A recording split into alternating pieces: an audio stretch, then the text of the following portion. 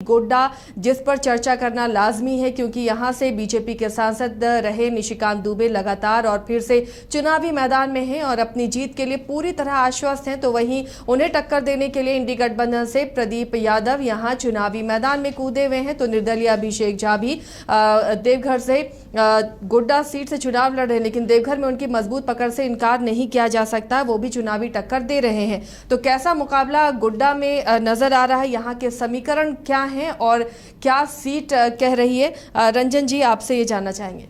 देखिए, गोड्डा में निशिकांत दुबे पिछली 3 बार से जो है वो चुनाव जीत रहे हैं और वो जीत का चौका लगाने को बिल्कुल बेताब हैं।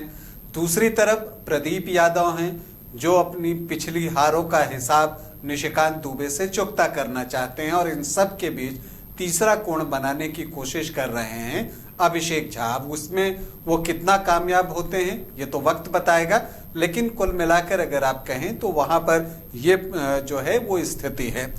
देखिए, गोड्डा की अगर हम बात करें तो जो संथाल की हम 3 सीटों की बात करते हैं तो उसमें सबसे ज्यादा वोटर जो हैं वो गोड्डा में ही हैं।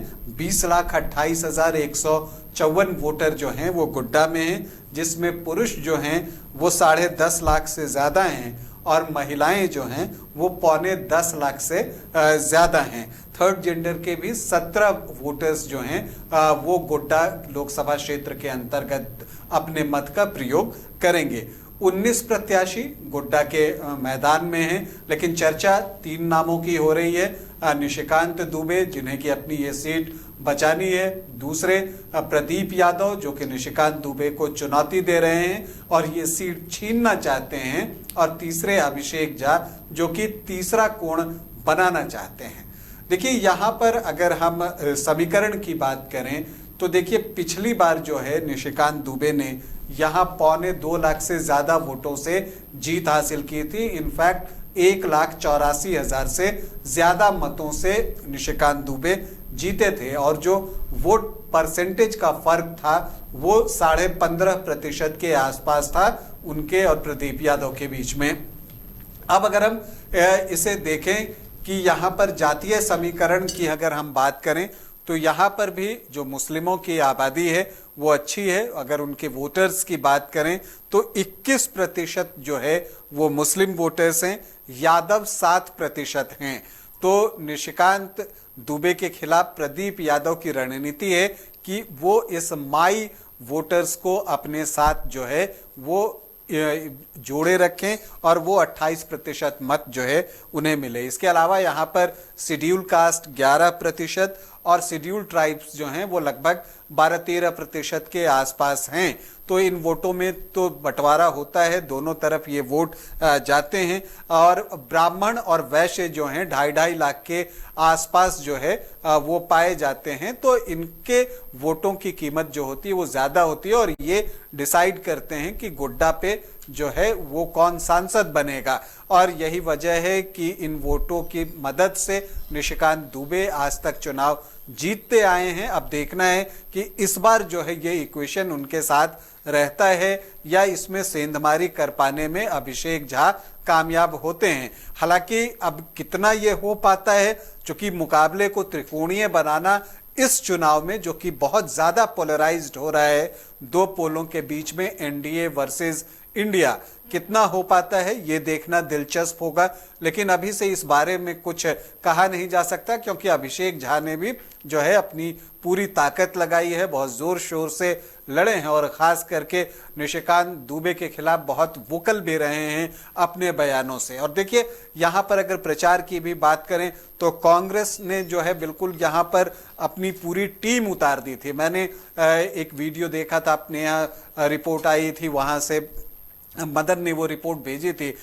उसमें बन्ना गुप्ता हैं जो मंत्री हैं, लेकिन वो पंपलेट बांटते हुए वो दिखे थे, गारंटी जो कांग्रेस की गारंटी योजना है उसको लेकर।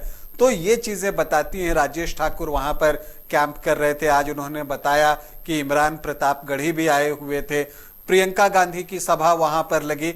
तो कांग्रेस ने भी अपनी तरफ से सब कुछ झोंक दिया है गोड्डा में, क्योंकि गोड्डा में जो संथाल में 3 सीटें हैं उसमें से गोड्डा ही एक ऐसी सीट है जहां कांग्रेस चुनाव लड़ रही है और उसको वो सीट हर हाल में जीतनी है और इसीलिए उसने अपना पूरा दम लगाया है। दूसरी तरफ निशिकांत दुबे हैं जो अपने कामों का बखान करते हैं, लेकिन स्टार प्रचारक उनके लिए भी कम नहीं आए। वहां पर सारे लोग पहुंचे, राजनाथ सिंह वहां पर गए थे, मोहन यादव की सभा लगी वहां पर, यहां तक कि स्टार दिनेश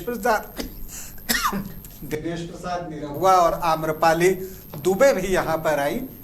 तो सभी ने मिलकर जो है वो चुनाव प्रचार किया है और बीजेपी ने पूरा जोर लगाया है और निशिकांत दुबे भी इस बात को अच्छे से समझते हैं। इसलिए बीजेपी भी हर हाल में गोड्डा की सीट चाहती है और इसलिए चाहती है कि गोड्डा को वो अपना ट्रेडिशनल सीट मतलब पारंपरिक सीट के जैसा मानकर चलती है, क्योंकि यहाँ पर जो है उसे कई बार जो है सफलता मिली है। पिछली 3 बार से तो निशिकांत दुबे ही यहाँ से सांसद हैं। तो इसलिए जो गोड्डा का चुनाव है इस बार बहुत दिलचस्प बन गया है। पहले ये लगता था कि ये वन साइडेड होगा, लेकिन मुकाबला जैसे जैसे करीब आता गया, चुनाव बनता गया, चुनाव की रोचकता बढ़ती गई।